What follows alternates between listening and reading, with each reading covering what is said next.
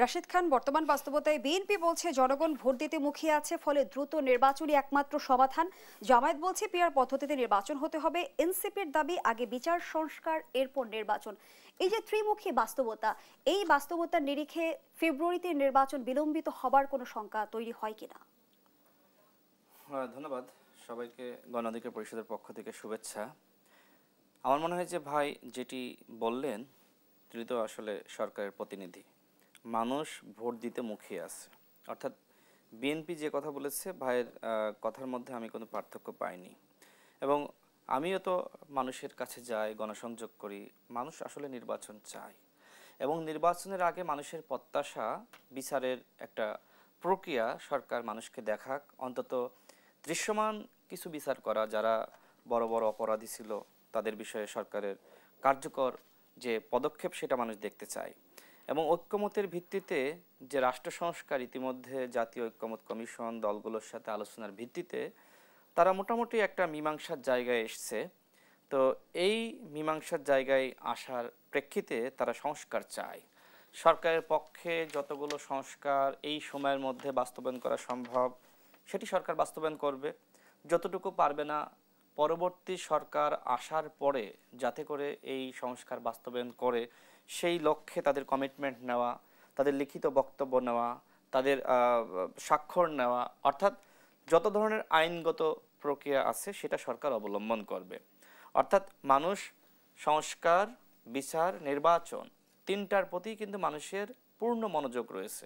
তো সেক্ষেত্রে বিএনপির পক্ষ থেকে যেটি বলা হয়েছে, তারা স্বাভাবিকভাবে কয়েকবার তারা দেশ শাসন করেছে, তাদের তো অভিজ্ঞতা আছে।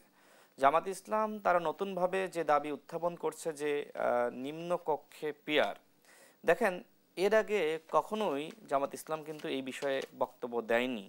এটা আসলে বাংলাদেশের ইতিহাসে খুবই নতুন। যেমন ইসলামী আন্দোলন তারা বিভিন্ন সময় কিন্তু পিআরের পক্ষে বক্তব্য দিয়েছে। আমি নাম মেনশন করতে চাই না, তবে সরকারের একজন গুরুত্বপূর্ণ ব্যক্তির সাথে আমার কথা হয়েছিল, তার রেফারেন্স দিয়ে আমি বলতে চাই। তিনি বলেছিলেন দেখেন যদি আসলে নিম্নকক্ষে পিআর পদ্ধতিতে নির্বাচন হয় তাহলে ভারত বাংলাদেশকে নিয়ে খেলবে। এদেশে যারা আসলে সংখ্যালঘু সম্প্রদায়ের আছে অনেকে মনে করে যে তারা সবসময় আওয়ামী লীগকে ভোট দেয়। তো সেক্ষেত্রে নানান ধরনের ইকুয়েশন আছে। প্লাস আমাদের পাহাড়ে যে সকল জনগোষ্ঠী রয়েছে তারাও কিন্তু অনেক সময় অনেক ধরনের ব্যতিক্রমী সিদ্ধান্ত নিতে পারে। বাংলাদেশে এক ধরনের বলা যায় জাতিগত বিভেদ বা ধর্মীয় বিভেদ সৃষ্টি হতে পারে।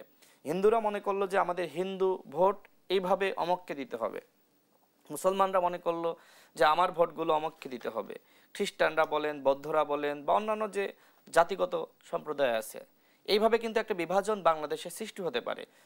আমাদের দল গণ অধিকার পরিষদের পক্ষ থেকে আমরা 21 সালে যেটি বলেছিলাম যে আপনার উচ্চকক্ষে সংখ্যানুপাতিক সিস্টেমে নির্বাচনটা হতে পারে, অর্থাৎ যারা কমিশনে এমন মতামত দিয়েছে, ওই মতামতের প্রেক্ষিতে কিন্তু আমাদের দল ইতিবাচক মন্তব্য প্রকাশ করেছে এবং এইটা আমাদের 21 সালের প্রস্তাবনায় আমাদের যে 21 দফা ঘোষণাপত্রে সেখানে উল্লেখ করা ছিল। এখন আসি এনসিপি প্রসঙ্গে। এনসিপি যেটি বলছে যে তারা নির্বাচন হবে এরকম কোনো নিশ্চয়তা দেখছে না। আবার কোনো কোনো নেতা বলছে যে ফেব্রুয়ারি মাসে কোনো নির্বাচন হবে না।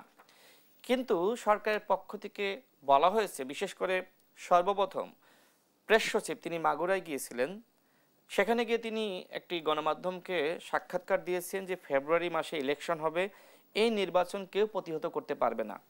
এরপরে পরিবেশ উপদেষ্টা তিনি নিজে কিন্তু যেটি বলেছেন যে এনসিপি কি বলল তাতে আমাদের আসে যায় না, আমরা ফেব্রুয়ারি মাসে ইলেকশন করব। প্রধান উপদেষ্টা অতি সম্প্রতি তিনি কিন্তু একই কথা বলেছেন যে আমরা ফেব্রুয়ারি মাসে ইলেকশন করতে চাই।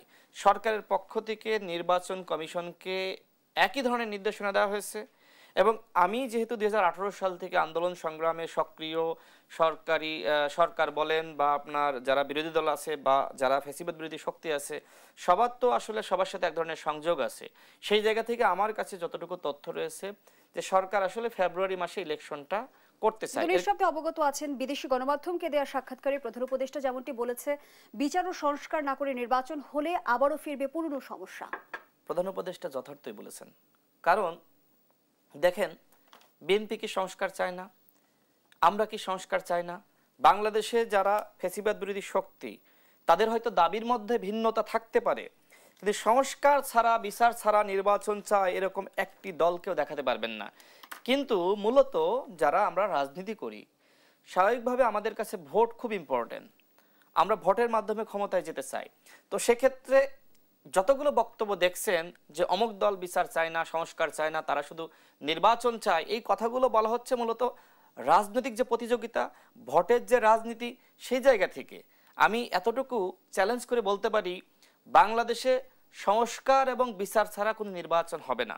সংস্কার এবং বিচারের যে একটা সঠিক প্রক্রিয়া সেইটা সমাপ্ত করার পরেই বাংলাদেশে নির্বাচন হবে এবং সেই নির্বাচন ফেব্রুয়ারি মাসেই হবে। সরকারের তো কোনো উপায় নাই। ভাই কিন্তু বলেছেন যে সরকার নানান ধরনের সীমাবদ্ধতা বিবেচনা করেই নির্বাচনের যে রোডম্যাপ সেটা ঘোষণা করেছে। হ্যাঁ, এই সরকারের তো লিমিটেশন আছে, এটা তো আমাদের মানতে হবে। এই সরকারের যারা উপদেষ্টা তারা তো আসলে রাজনৈতিকভাবে অভিজ্ঞ না, এটা তো সরকারও স্বীকার করে।